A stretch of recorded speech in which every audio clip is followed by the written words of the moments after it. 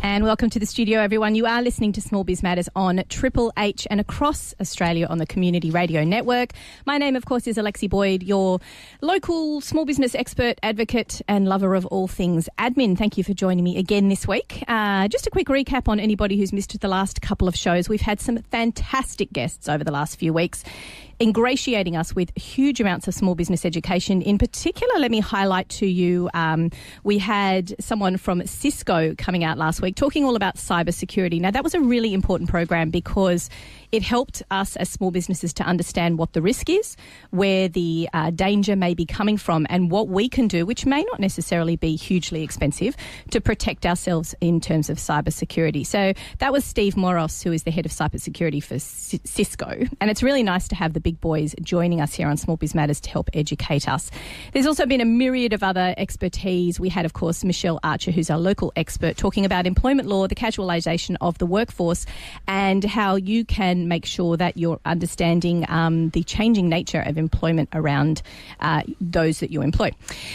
So today we are talking to the illustrious Matt Kean, MP, local member for Hornsby and Minister for Innovation and Better Regulation. Thank you for joining us on the program. What an introduction. I'll come on this program anytime. Did I take a breath? Like that? No, it was very impressive. Thank you. Well, it's only been... Well, I'm just excited to be with the illustrious Alexi Boyd. It's 5 years in May, Matt. 5 years of Small Biz Matters in May. So I'd like to thank you firstly for supporting the program, because you and I, we have our little networking nights. Little, what am I talking about? They're massive. There's like 140 people in the room. Networking night on the North Shore, that's for sure. Yeah, exactly. So thanks for that. And it's great to be partnering with you on a number of issues, levels, concerns, and I'm looking forward to talking to you about a number of those today, because of course there's this little thing coming up in your world called an election. 18 days. Sounds awful. Not that anyone's counting. No, only the people who are organising their democracy sausage barbecues are counting. Yes. Apart from the politicians. It's the highlight of election day, obviously. Don't forget, everyone, bring your cash, bring your money, go and support your local school. Find a school that's doing a democracy sausage day and make sure that you eat well.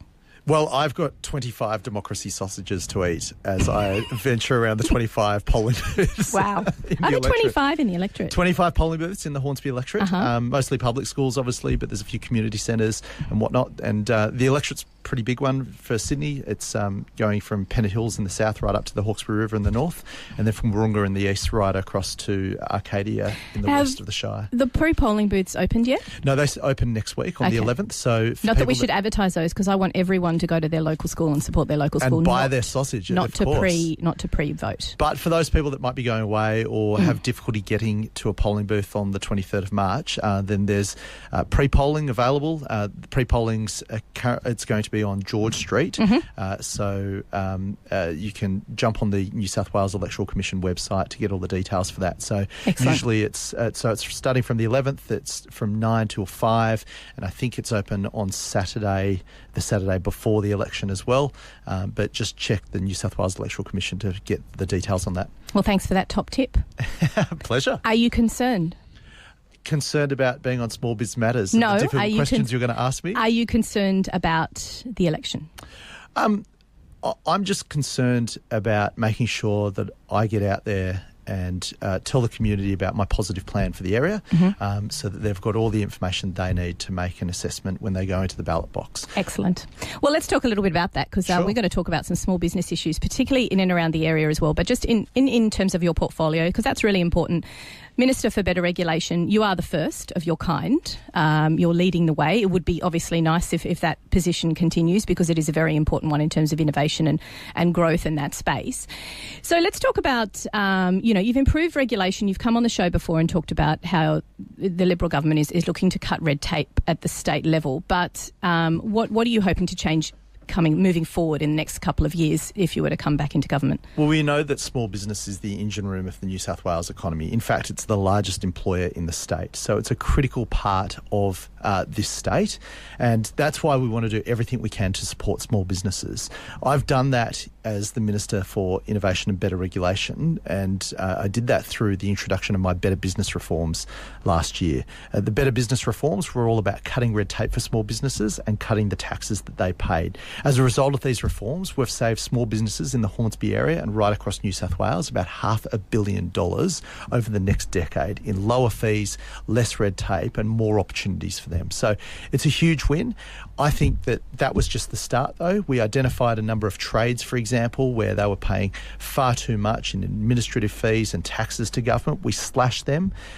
We want to do that more broadly for other small businesses and other businesses across the state. Are you talking about the licensing regulations and qualifications that they require? What is it that's being cut down? Well, that was just one area. So there were 27 trades we identified where we've slashed the licensing fees that they paid. So a lot of those trades paid up to $600 a year to just have a licence from Fair Trading. We've slashed that down to $50. So it's a once-off administration fee that they'll pay. That will save them about $27 million over the next 10 years. And that was just one of the reforms where we made life better and fairer for small businesses in this state. And you're looking to roll out across other sectors? Yeah, so what we're doing is currently working with other areas, other sectors, other trades to work out how we can slash red tape and how we can cut their taxes. We won't do anything, though, that will undermine consumer confidence in those industries or open it up to unfair competition. So when I say unfair competition, unregulated workers coming into the industry that don't have the skills or qualifications, particularly in areas where it could pose a safety risk for individuals. Who do you talk to when you make those decisions? Do you talk to professional bodies? Do you talk to the workers themselves? Who are you actually consulting with when you make those decisions? Alexi, all of the above. So we talk to people on the front line, small businesses, industry groups. We try and engage with all the stakeholder groups. Now, there's obviously a diversity of opinion in the community about, whether or not some licences or some taxes are beneficial. That's why we consulted very broadly before we landed where we did. In fact, I put out a discussion paper. That discussion paper got a lot of feedback, positive and negative feedback, when it came to cutting some of the licences. We proposed removing some licensing schemes altogether, and the reason we did the discussion paper because it did flesh out a lot of the issues, and it meant that we could canvass the opinion of those affected by our decisions before we actually made them. And that's what good government does. It canvasses widely, it discusses things before it implements policy. And I think that as a result of that process, we got a pretty good policy which is actually going to make life better and fairer for small businesses in this state. Let's talk about something a little bit closer to home now. So back in November 18, Gladys Berejiklian announced that specialist teams were helping to resolve problems encountered by small business during the construction of major infrastructure projects across the state. Under the changes, small businesses will be provided with key information and options that will help and support that they can access where necessary specialist case officers appointed by agencies as a key point of contact. So if we think about our area of Sydney in particular, like major infrastructure like the North Connex, it has a huge impact and disruption to small businesses. I know that businesses in the Beecroft community in particular have already addressed their had their concerns aired in various forms, but I'm not sure whether or not they feel as though it is being heard. So can you give me a couple of examples of, is this going to continue as the rollout of these major infrastructure projects happen? Because I was watching on the news the other night, there was a particular podiatry and a number of businesses that had been acquired, and the stress that they went under, and it seemed as though the consultation process just wasn't adequate because they were extremely stressed. They're watching their businesses being sucked out from underneath them. And I know we can take the greater good attitude, but for those businesses and those families and the communities that they're in, that's a huge impact. So can you just explain to me what Premier Berejiklian was saying in regards to that, and how is that going to continue, or is that just sort of like something that's just been mentioned for the purposes of the election? Well, let me be very clear. Consultation is key, and that's what this government has been all about, engaging with communities, understanding the issues before we go and make policy. Now, these are big infrastructure projects which have a massive impact on so many people.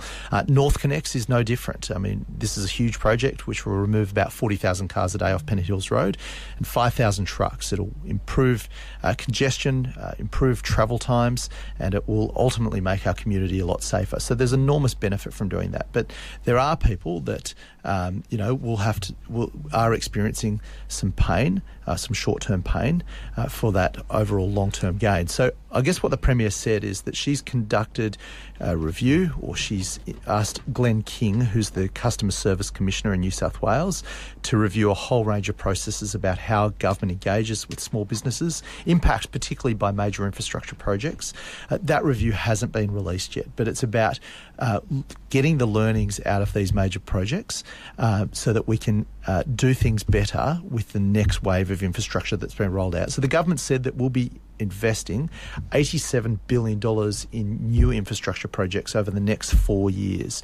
So yes, we've got West Connex underway. Yes, we've got North Connex underway. We're rebuilding this entire state, but we'll be investing in new projects that will cause disruption, and we need to minimise that disruption as much as possible, which is why Glenn Kean has been making recommendations to government as to what the learnings were from these existing infrastructure projects. Did you talk to the light rail people on George Street about those learnings? Well, I mean, absolutely. I mean, the businesses on George Street are some of those that have been affected by these infrastructure projects, and I know the Transport Minister is doing everything that he can. I don't think it's just the businesses. With compensation. I think the whole of Sydney's been affected by that infrastructure project. Absolutely. I mean, these are major infrastructure projects that cause huge disruption to businesses and to individuals.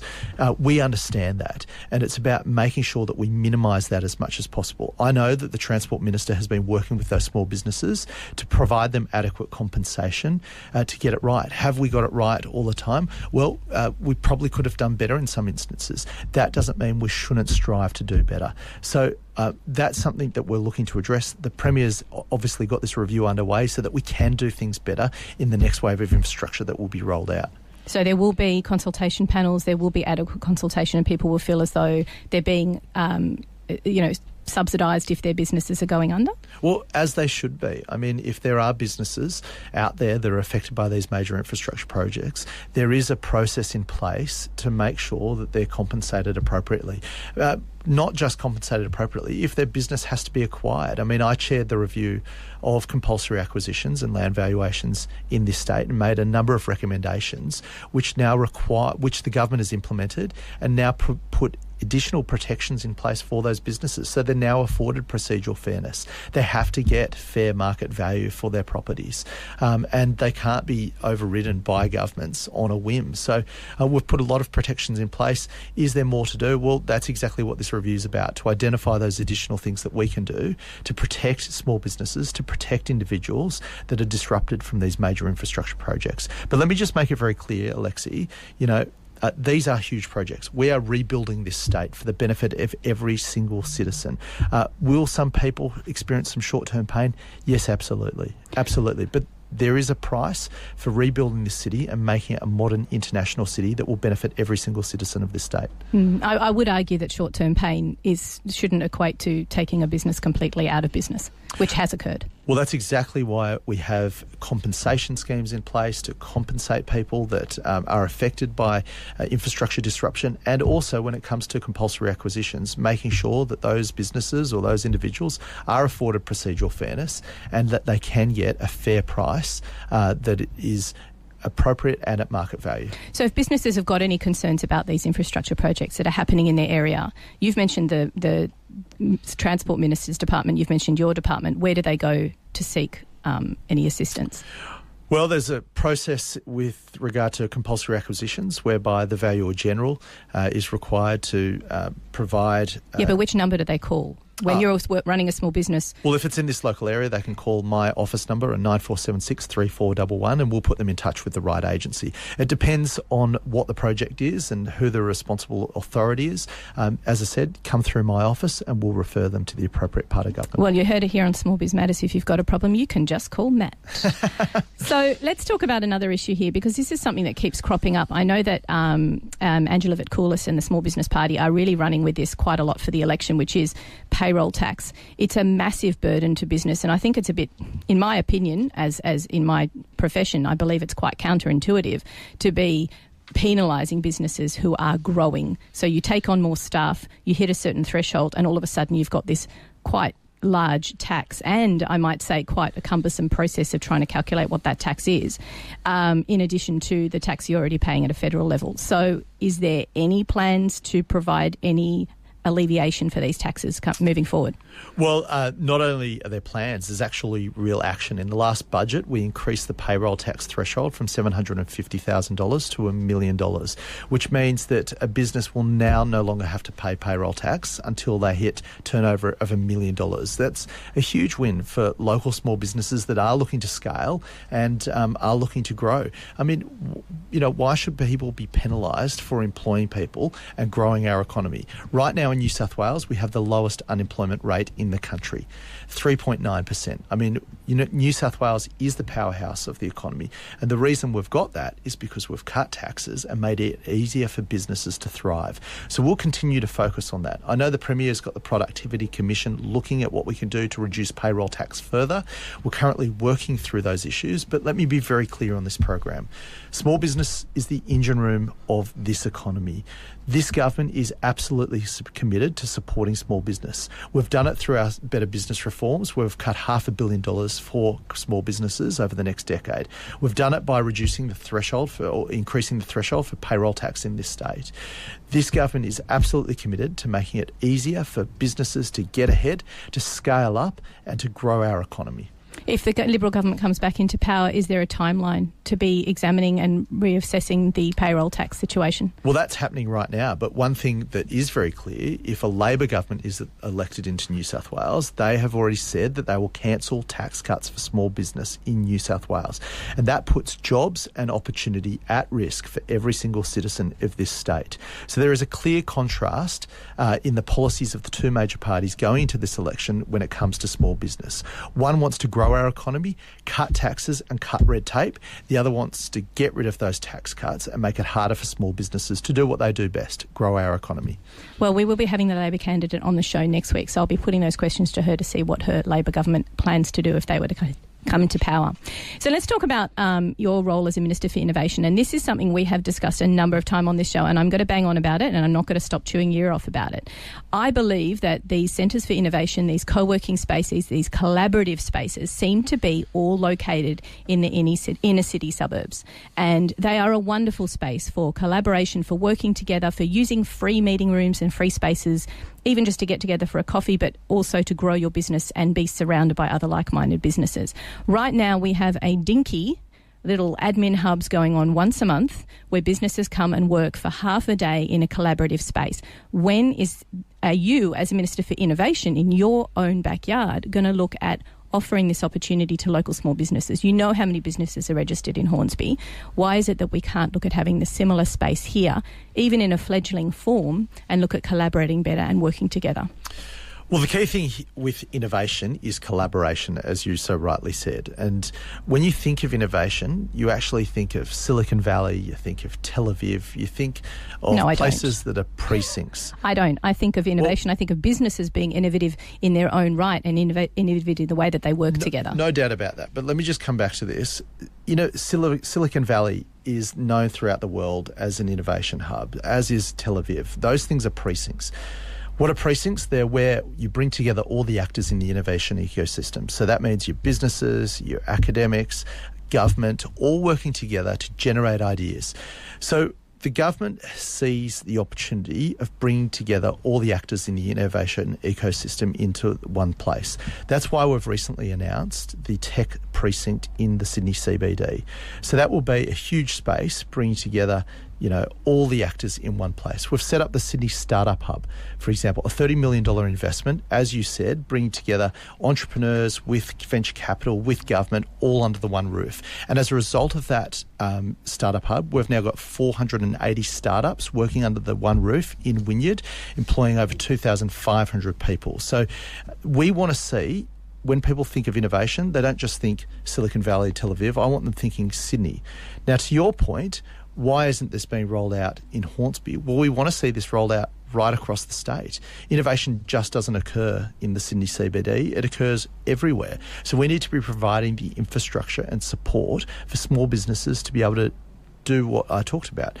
Take an idea, turn it into jobs, growth and opportunity, scale it, and hopefully sell their IP to the rest of the world. So we are looking to roll these projects out, these startup hubs, these precincts, right across New South Wales, whether it be in the city. We've announced recently we'll be doing one at Lucas Heights around the nuclear reactor. We wanted to have precincts of specialisation right around this state, creating opportunities for small businesses to scale and grow. So at the moment you've mentioned Sydney, you've mentioned Wynyard, you mentioned CBD and Lucas Heights. Is there any plan to bring these to the outer suburbs of Sydney? I know we've got one in Gosford and it's flourishing, but why is there no plan to put it around the outer skirts of Sydney? If you want people to work closer to home, be active closer to home, connect with people that are closer to their home so that they can build relationships and not have to use this infrastructure too heavily to move in and out of the city, is there any plan to put outer suburbs with these hubs if you're rolling them out across the whole state? Well, in order to see innovation thrive in this state, it's not just about hubs and it's not just about physical infrastructure. It's a whole range of things. So, for example, we need to be creating a taxation and regulatory environment which enables small businesses to be able to scale and grow. That's exactly what we're doing. So it's not just about hubs. Yes, we will look at that for the Upper North Shore and the Hornsby region, the Hills area, but we'll also be looking at a suite of policies that will turbocharge innovation in this state.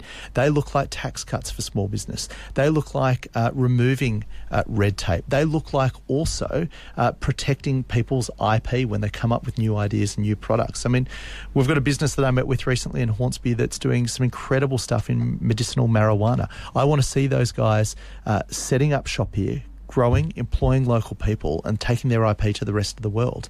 So this is not just about creating a hub, as you said. They're important.